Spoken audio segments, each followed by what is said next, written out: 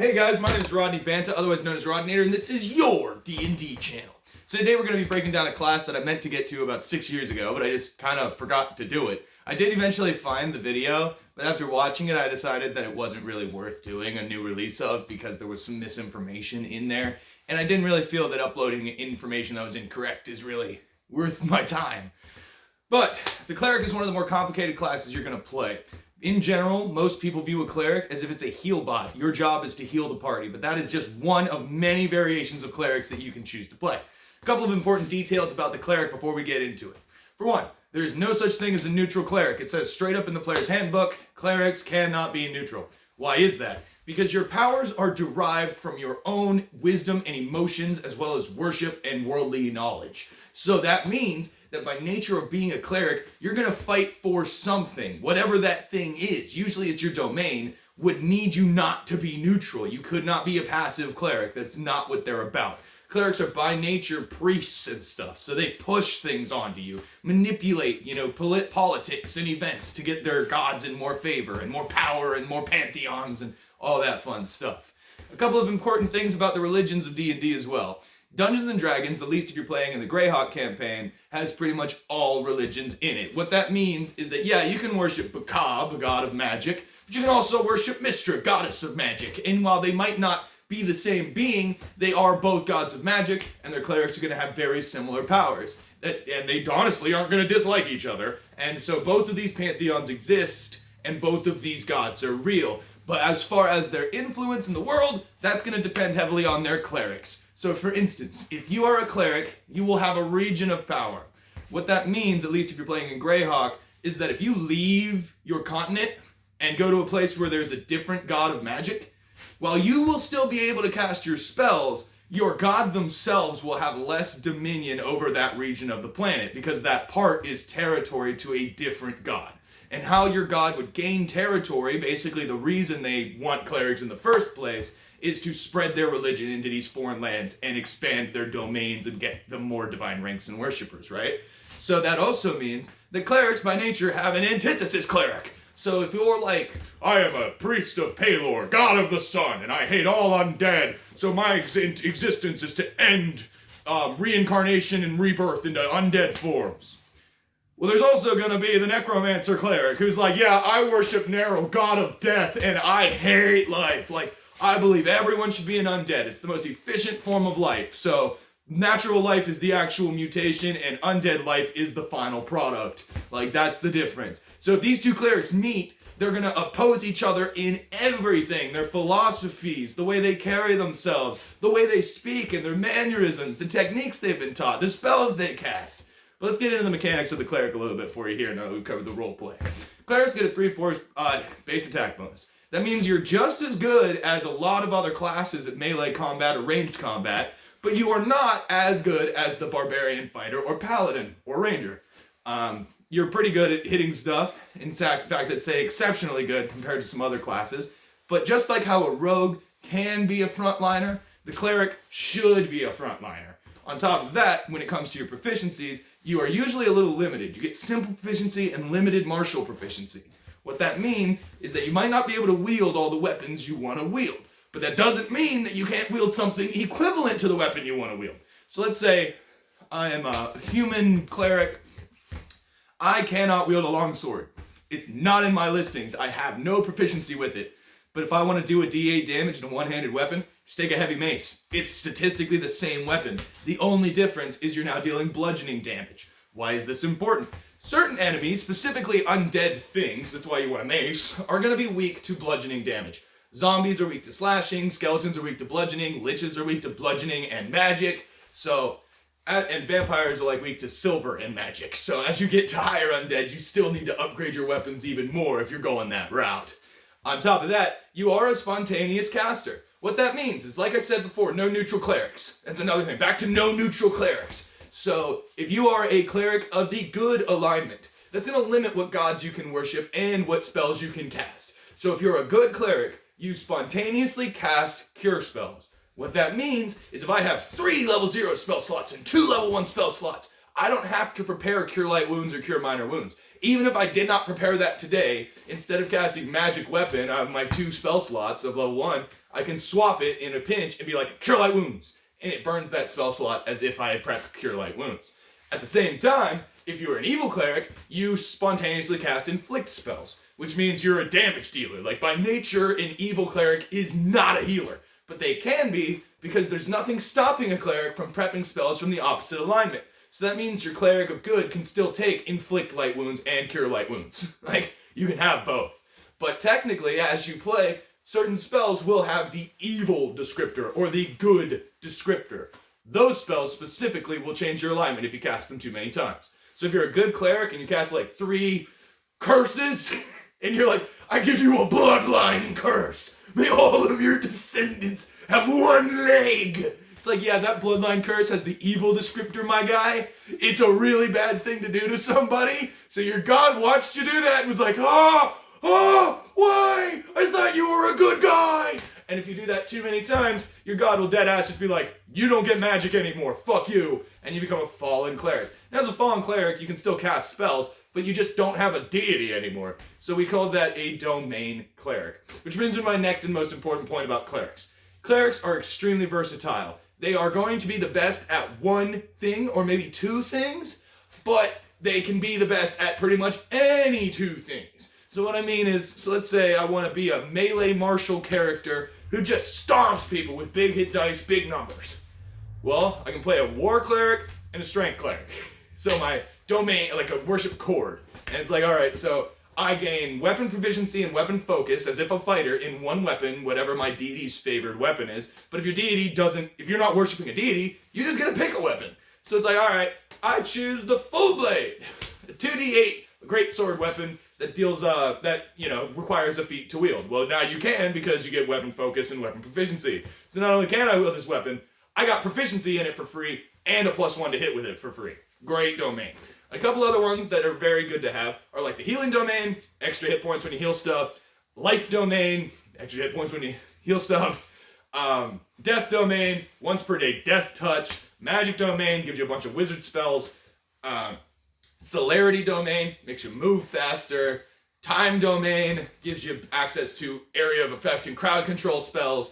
Like, the domain that you pick is going to dramatically change the character you play. So what you're going to want to do as a cleric is take like feats like extra domain, which will get you a 3rd domain or something. And that will all expand your spell list while also granting you certain special powers, almost like a feat per domain.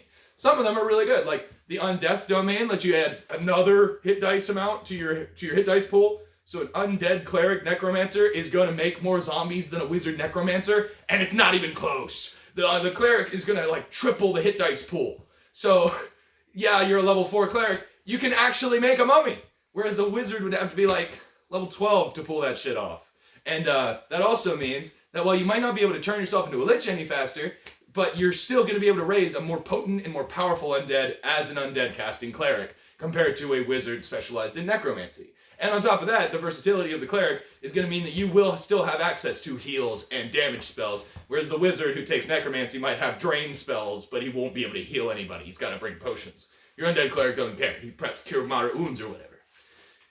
Next, on top of that, we can get into some of their actual like gameplay elements. So a lot of people just assume that the cleric is a frontline healer who stands there in heavy armor.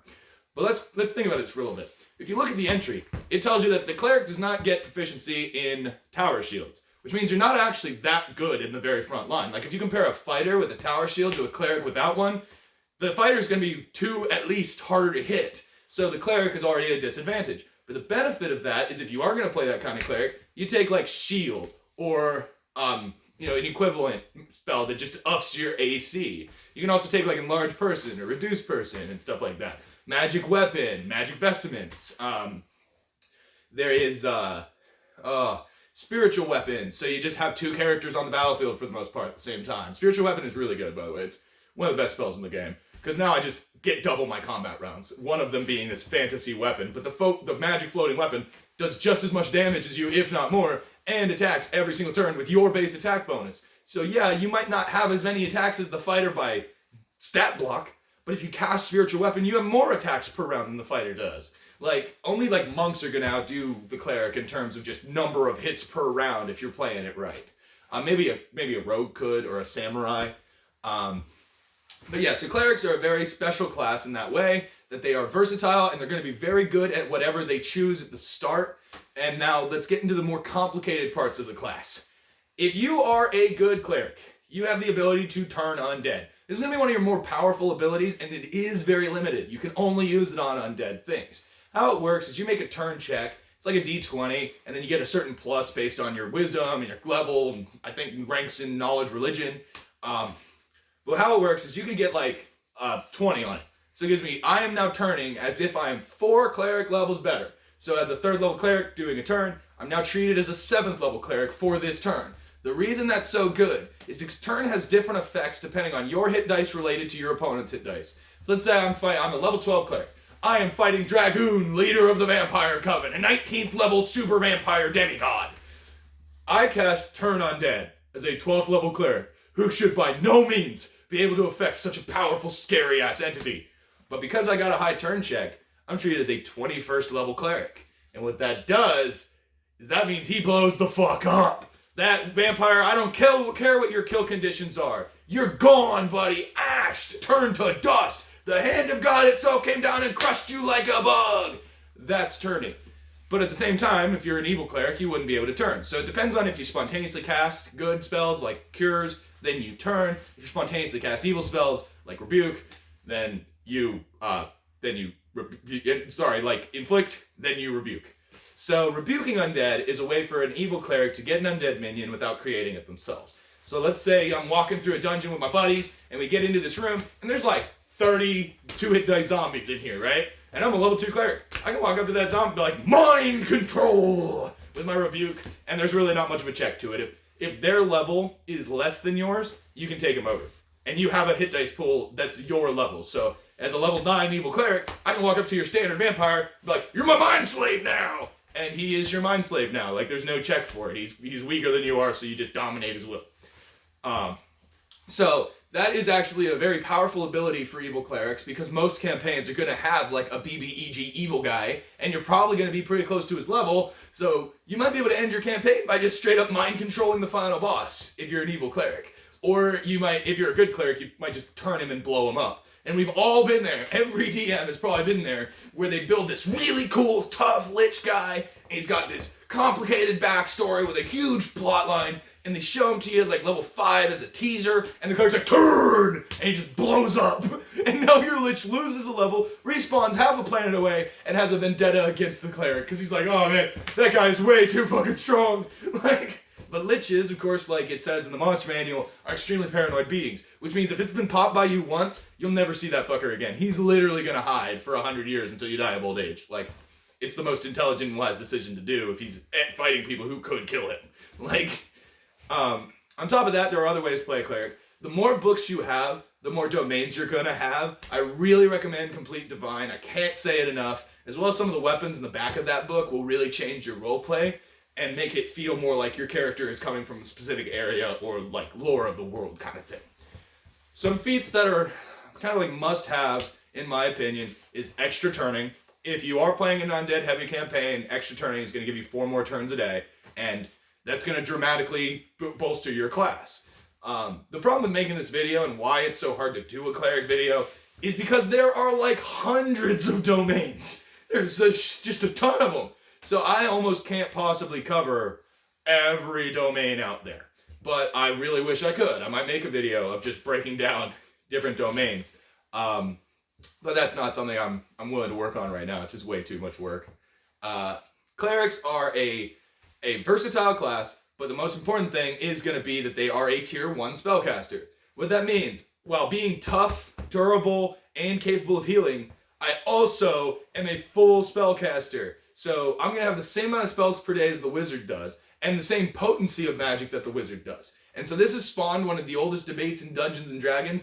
Which one's better, the wizard or the cleric? And the end of the day is, I'm on team cleric. The ability to get domains just really maxes out the cleric. If you can take meta magic feats as a cleric. There's nothing stopping you. It just requires caster levels, which you have. So you can still take like silent spell or quicken spell or maximize spell. So yeah, your wizard might be able to be like, 5th level spell slot, maximize lightning bolt. But your cleric could also be like, 5th level spell slot, maximized inflict light wounds mass, and it does basically the same thing. Like, it's just now you're dealing negative energy damage instead of fire damage. Now, why would that be so important? Because as you get higher levels, certain enemies are going to start having resistances. Armors are going to give them damage reductions and stuff like that. So being able to deal different damage types is going to dramatically make the end game so much easier. Like, I can't tell you, I had an encounter against this cleric. I was the DM. My party is like, I think level 16. We've been playing them for like 4 years, and they're fighting the final boss of the campaign, the actual stat block of Narrow God of Death. And I'm like, guys, you don't want to fight this guy. I know we've been in this campaign for years. I know you really have a vendetta to kill this deity. But for one, in the book, I'm not sure he can die. He's the god of death. And two, his stat block makes him a level 40, 20 wizard, 20 cleric. And he's a god. So how could you possibly beat that? So what I did was turn 1, I had Narrow cast Time Stop, and then he had 9 rounds of action inside of his Time Stop. So I had him cast 9 instances, Delayed Blast Fireball, each of which had different elemental types. So I had every damage type in the game, hit my party for like 700 d6 in 1 round. But you see, we had a cleric. Not just any cleric. We had a vampire cleric. So she was already damage reductioning elemental damages by half. She already was reducing resistances by 10. And then now she knows that they're being blasted with element damage. So she does a quicken spell reaction action to cast a mass ward that gives everyone, I think it's called resistance greater, and gave everyone reduction 50 on all element types. So what was each of these fireballs deals 300 damage to you becomes each of these fireballs hit you for half. So now it's 150. And now you resist 50 points from each of the element types. So it's actually only 100. And you are all level 16. So all of you can survive 100 damage. And then just like a fucking video game, these guys just went up and just started bonking on the guy. Just beating him like apes with clubs. And yeah, they did eventually actually manage to kill Narrow God of Death. Like, they just reduced him to his hit points. So I invented an arbitrary way for him to be destroyed because, yeah, technically speaking, I'm not sure you can even kill a deity like that without doing something like putting them in a cage and draining their divine essence for, like, thousands of years. But because the campaign was fitting, and we'd already given them a MacGuffin that did that, I was like, yeah, it makes sense. You have the Staff of Death that's like Narrow's personal weapon. So yeah, you can just kill him with his own weapon because it's like his scythe is like a specific weapon. So it can kill anything. So because it can kill anything, by knocking him out and grabbing it and stabbing him with it, it's like it should by all means be able to kill the unkillable. That's like what it's for. It's a god-killing scepter. So yeah, it also can kill the guy who wields it. Yeah, makes sense. But yeah, I got a little off topic there, but that's kind of what clerics are all about. Clerics are healers, damage dealers, and custom classes. You basically get to customize your cleric however you want, and the more domains you have, the more powers you're going to have. Some domains, like the magic domain, are going to be like, you gain access to the following skill list, and so you become a scholar about magic. You know more about arcane magic than the wizard does, and you don't even cast it. You walk up to that party as a magic cleric, and like, I'm a cleric of the god of magic. And the wizard's like, oh, that's cool, I also like the god of magic. So like, what do you know? What's your knowledge arcane? And the cleric's like, 14? And the wizard's like, shit, I only put 4 ranks in there. Like I went to college, sure, but that guy's got a doctorate in my studies. So I'm gonna have to step it up and really compete with that magic cleric, because I'm not about to say that a cleric cannot do a wizard. A wizard will never say that. And wizard players will always say they're better. And how that comes down to it is the wizard player's argument, I've seen it a lot, is like, well, the wizard is more versatile. I have a larger spell list and more options to select spells. It's like, well, the cleric is also very versatile. Like a magic cleric with a celerity domain can cast pretty much any spell you'd ever need, for any reason you'd ever need it. And he moves faster, and he's got a higher AC, and he can cast in combat. Some must-take feats, combat casting, gives you a plus to concentration checks. So the difference between like a wizard and a cleric is the wizard is going to try not to get hit. They might cast fly at higher levels or levitate at lower levels. They're going to stay far away from combat and cast ranged artillery type blasts. The cleric is going to get right up in your face and cast like shocking grasp, stuns you for a round. Now that you're stunned, guaranteed crit hit with mace, bam, and bash your skull in. That's what the cleric does. So, you know, it's more of your magic knight without actually being a magic knight. But then, just like the paladin, the cleric has roleplay side effects. So personally, I always make my clerics pay a tithe. So for instance, if you are a cleric, that should mean that you were either raised in a religious institution or you are a part of a religious institution. Like you go to church or went to church, because how else did you learn all this stuff about gods, right? Or your dad was a cleric. Either way, he's probably going to take you to church. So you went to church as a kid, and what that means is that kind of means that your character probably has some sort of connections within the church. And you can actually see this in the DMG in the backgrounds area, which I always would recommend whenever you make a character. Look through the backgrounds. It helps build a world way easier, helps your DM out, helps you out, and it can give you some nice little starter trinkets. Like if you are the like a cleric and you do the cleric background, it's like, yeah, you are a member of a religious organization and you have contacts within that religious organization. So that means if you go to a new town and there's a church of your deity, you can probably convince them to let you sleep there, or at least give you a discount on their potions and stuff. Because they look at you not as if you're a strange adventurer come to town, they look at you as a wandering brother who has finally revisited their home. So it's a totally different way than how wizards, like, I'm a wizard who went to Magic U, and I go over to Arcana University, the rival school in the neighboring town, and I'm like, hey, you guys should let me sleep here because I'm a wizard. They'd be like, no, go Wildcats, brah. Like, totally different thing than if you're a cleric and you're like, I'm a cleric of Paylor, and I go to the Church of Hieronius, and I'm like, gosh, please, I'm like about to starve, and I haven't seen a cleric of Paylor Church in months. Can I please just spend the night here? I don't even want any food, you know? And the Hieronius Church is much more likely to be like, yeah, sure, come on in, man. We got barracks, fine. You can be here for a week, and you just come to the mess hall or whatever. So clerics are going to have access to like communities like that wizards aren't going to have. But wizards are still just going to be able to cast a larger, wider array of spells in general. So I'd say the debate doesn't come down to which class is superior, because they're both about as good as you can be. No, they both can do everything to every degree. But what it's going to come down to is if a cleric specializes in one thing, it will be more effective at that one thing than anyone else in the game. Like if you're a war priest and you know the spells of a war priest, like magic weapon, spiritual weapon, magic vestments, shield, then you can have a higher AC, higher attack bonus, higher damage value than the fighter standing next to you at the same level. But he's still going to have like maybe a little edge in hit points. That's about all he's going to have, and the tower shield proficiency. But that's basically all I have to say about the cleric. I think they're a fantastic class. I think they're one of the best classes for beginners. And one of the most enjoyable experiences you're going to have is a roleplay heavy spell spamming cleric. They're just great.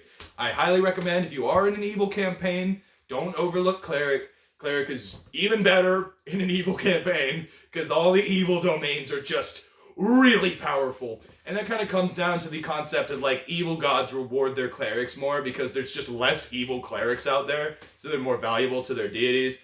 Whereas good gods kind of like assume they'll have clerics. So they kind of have organizational structures and hierarchies that give you like a pyramid scheme. You get more and more rewards the higher your level. Whereas if you're an evil cleric of like, let's say you're an orcish cleric of Grumsh, you have the war domain and the slaughter domain. Well, Grumsh might only have 2,000 of you, compared to if you're a good cleric of Corellian Larathian, war and honor, then Corellian Larathian's gonna have like 40,000 clerics. So he just doesn't personally watch you that closely compared to Grumsh, the one eye. Like, you know. But anyway, I hope that helped you if you're trying to build your first cleric. I may have missed some information. I don't have the books in front of me. I left them at my brother's house, so it's been kind of a tough year without them. But anyway, thank you so much for watching. That was the cleric, and that's how it works.